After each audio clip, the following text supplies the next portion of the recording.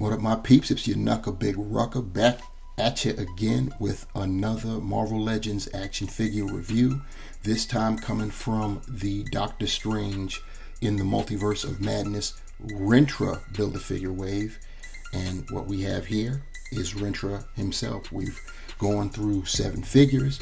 We went from first to last, collecting our pieces. And here we have Rintrah.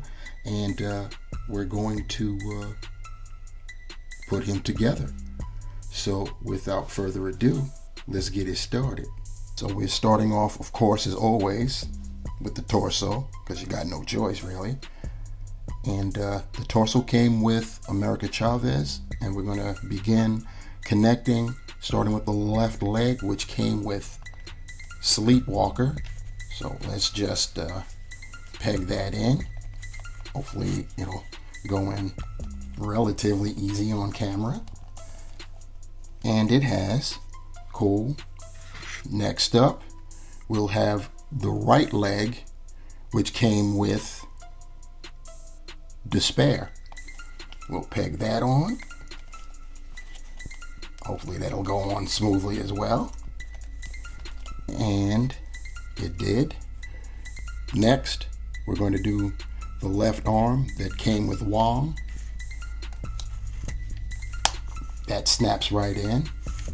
Then we have the right arm that came with Master Mordo. We'll peg that in. So that snapped in pretty well. And then, of course, we have the head, which came with Astral Form Doctor Strange. Take note that the head is going to go on a dumbbell peg. So let's see what happens as we try to wiggle that on.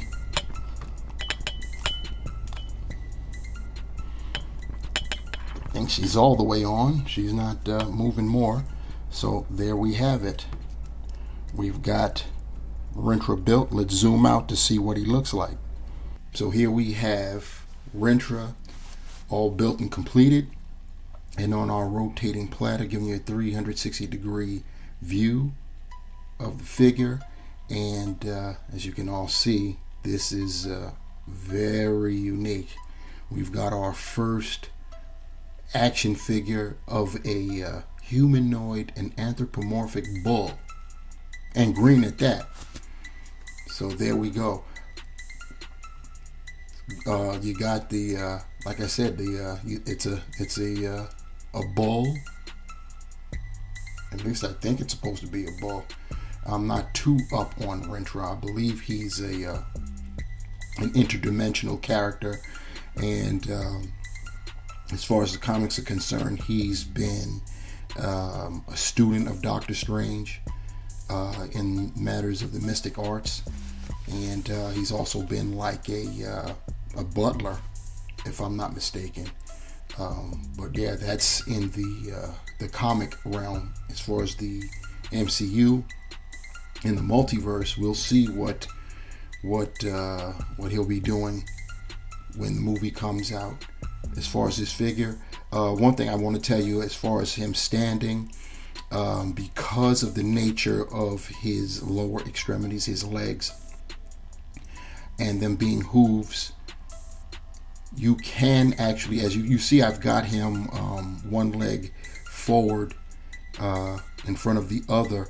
You can, with some work, get him to stand totally vanilla, but for the sake of him being on the platter, he was falling over all the time, so I had to set him up this way, so he just remained standing while rotating. But you can get both legs parallel and straight up and down. But you will have to you'll have to really put in some work to do it because of the nature of the legs. And Rintrah being a big guy, especially up top, his center of gravity is just not where it would be with your average Build-A-Figure or action figure in general. But yeah, he's looking pretty good. Let's get him off the stand and up close and personal. So now we've got Rintrah up close and personal. And as you can see, obviously the standout outside of him being an anthropomorphic bull, is he's a green one at that. And Hasbro's given us some shades. His horns are nice, like tannish gray, and there are it's a wash to it. It's two different colors. I don't know if you guys can see that, but there's actually two different tones to his horns, which is cool. I like that. You can probably see it better with that side right there. You see how as it's emerging from his skull, it's light and it kind of sort of turns darker, which is cool. He's sporting an earring right there, and that's been painted a nice gold paint. That's cool also. Looking at his eyes, you see that he's got the black pupils. The eyeball itself is like a gray. He does have some kind of I want to say his green does change colors. It looks dark at the top of his face, but when you look to the side, it lightens. It changes color there just a little bit, changes shade.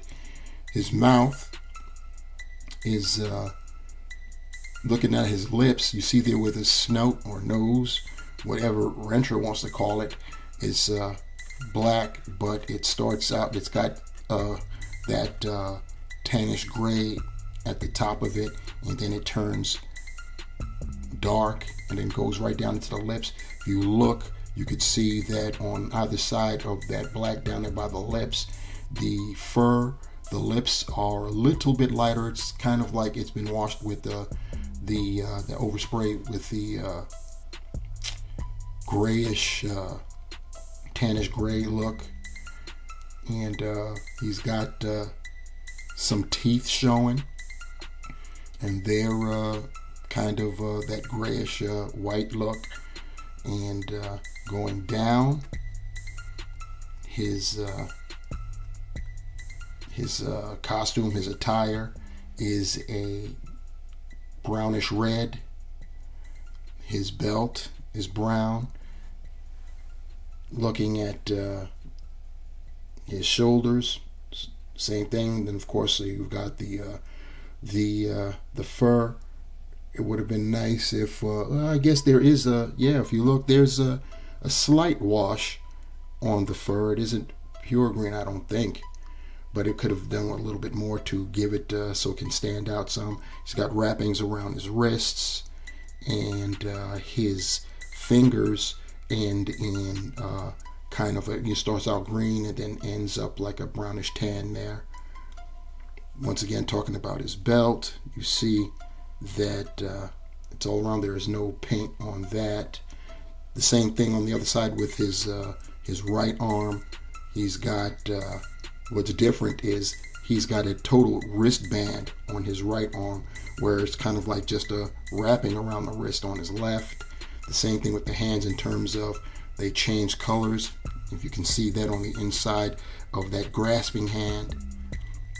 Going down his feet, his trousers are same color as his top, and of course his hooves, his legs come out there, and then you've got the hooves there that are like a dark gray, almost like I call it a dark gray or a light charcoal gray.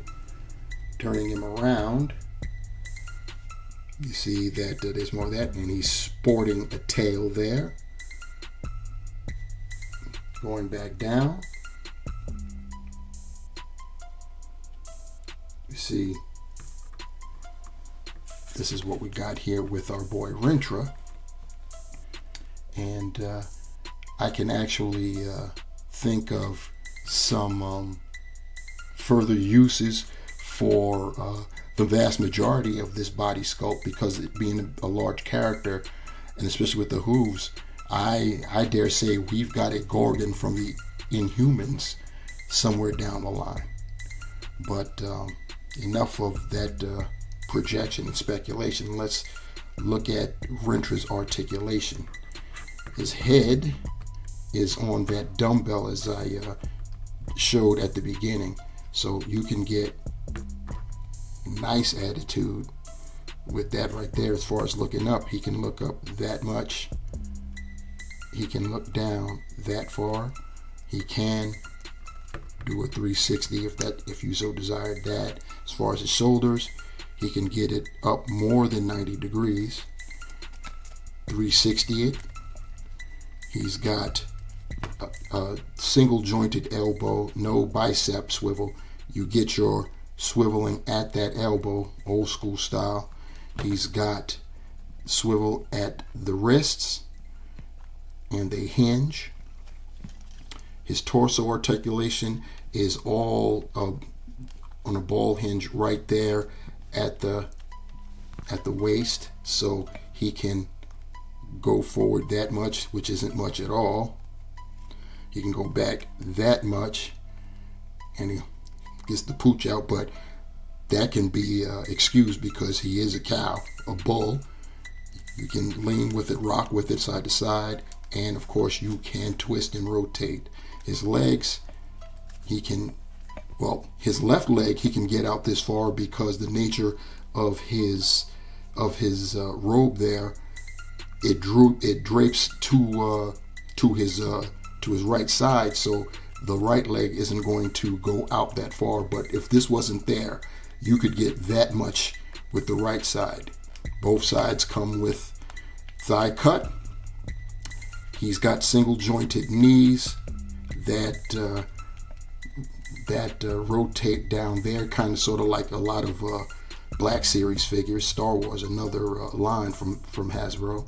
He has articulation at his leg coming out of the bottom of his pant leg right there. He's got articulation at the hoof that can go up that far and forward that far, and it has ankle pivot, and he's got holes, peg holes at the bottom of his feet. Here's Rintrah with his additional set of fists, brandishing them, showing him that he can not only throw down with spells, he can throw down period. And here he is with his Alibaba genie lamp. Also, lest we forget, Rintrah comes with a tail, and the tail is technically articulated. You can spin it around, but that's because you can remove it just like so. So it's just a peg, that's it. So you can get some tail attitude. And so we're about to take a measurement of Rintrah, and in order to accommodate his sheer size, I had to zoom out and reveal the outskirts of my backdrop there, so we can get an accurate measurement from head to toe, or in his case, from horn to toe. So anyhow, top to bottom, going at the top of his head, he's at about 7.5, and if you go to the top of his horns, it's just under 8 inches. In terms of centimeters, to the top of that head, he's about 18.5 centimeters, and top of the horns, just under 19.5. Here's Rintrah next to the last Build-A-Figure I reviewed. You've got the comic-based armadillo. So to sum it all up, we've got the entire Doctor Strange in the Multiverse of Madness Rintrah Build-A-Figure wave, including the Build-A-Figure itself, Rintrah, all jam-packed into this shot, getting them all together. Speaking of Rintrah, it's a very interesting Build-A-Figure. I commend Hasbro for their creativity and their choice.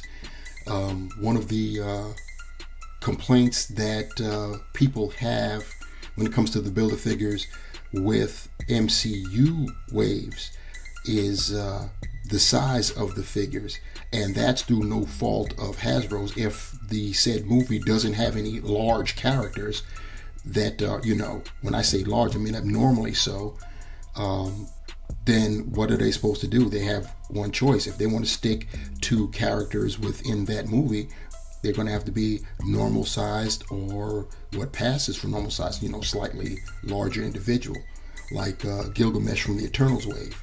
or they'll have to put in a large character based on the comics. They had a large character for this movie, and that's what they chose to do. I'm happy that we got him because it's a unique character, it's a new character, and most importantly for me, we've now got our base for a Gorgon from the Inhumans, because Black Bolt and Medusa, they need some company.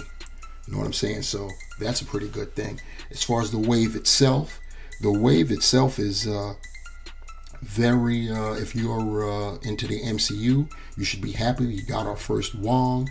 We've got an even better version of Mordo as Master Mordo, and a better version of Doctor Strange in his astral form. We got a couple 616/comic figures. We've got the Demon Despair and Sleepwalker. Sleepwalker, though he looks good, he left something to be desired because he's undersized. Sleepwalker's a 7-foot character, and they put him on, of all things, the Bucky cap mold.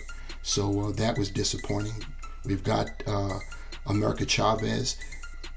Collectors have been wanting an America Chavez for a while, and we got one, even though it's the MCU.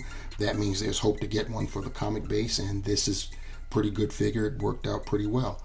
As far as my rankings of these figures, for me, I'm not going to include the Build-A-Figure because the Build-A-Figure is, well, the Build-A-Figure. Even though it's not always the case, the Build-A-Figure should be the best figure of the bunch. Even if I did include Rintrah in this, he wouldn't have made my number one slot. If you saw any of the reviews from this, you know which one is going to be my number one, and nothing has happened to change that. So what we have here from number 7 going up, coming in at number 7 is the Doctor Strange in his astral form. Coming in at number 6 is Sleepwalker because he needed to be bigger. I would have enjoyed him to be on a larger buck. Coming in at number 5 would be America Chavez. New character, that's cool. And yeah, that speaks for itself. Coming in at number 4 is Doc Strange himself. The cape, to me, is going to be problematic, but that's all well and good. Coming in at number 3 would be Despair. I just love that look.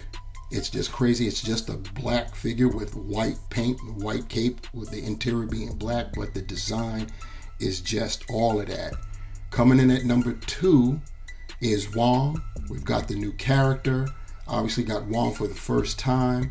He looks really good. His head sculpt is very nearly spot on to what we see in the movies. And he's got nice colors with his costume, and he also comes with an effect. My number 1, Master Mordo himself. The head sculpt is 100% spot on. Like I said in the review, it's almost as if someone just sprinkled pin particles on him, shrunk him, and put him in a box. It looks so good, even down to the scar. I love the costume design. Hasbro, they did their thing when it comes to him. I do think one caveat is considering that on his packaging, the artwork shows him casting the same spells that you see Doc Strange and Wong casting. They're actually showing that on with Master Mordo, him doing it with his right hand. I do think they should have included one with him too. I guess maybe they figured 2 figures getting that in one wave is enough, and if that's their reasoning, it is what it is. You know, I had to get that in at least once in the review. But yeah, pretty good wave. If you're an MCU fan, you are going to love this wave. One great thing about it, because of the nature of Doc Strange and the characters within, you don't have to worry about changing head sculpts and for if you're going to pose them in action scenes, because I know a lot of MCU fans, I call them fans of actors in cosplay, because they want those accurate head sculpts and unmasked head sculpts too. And I've always clowned saying that, how are you going to pose them with their masks off? That, you know, that's just because you want to see the actor. So, but that's just my little clowning with MCU collectors. Yeah, this is a pretty good wave, especially for them. We got 2 new characters to add to our comic-based figures, and of course the Build-A-Figure Rintrah, very unusual, looks very good, and most importantly, we've got the basis for a Gorgon of the Inhumans coming up. Anyhow, that's going to do it for this review, guys. Thank you for rocking with me. Please like, share, and subscribe as we blaze on. And yeah, pretty good wave. Hope you enjoyed this series of figures, and on to the next. Until the next time, remember, the hunt continues, and I'm out. Peace.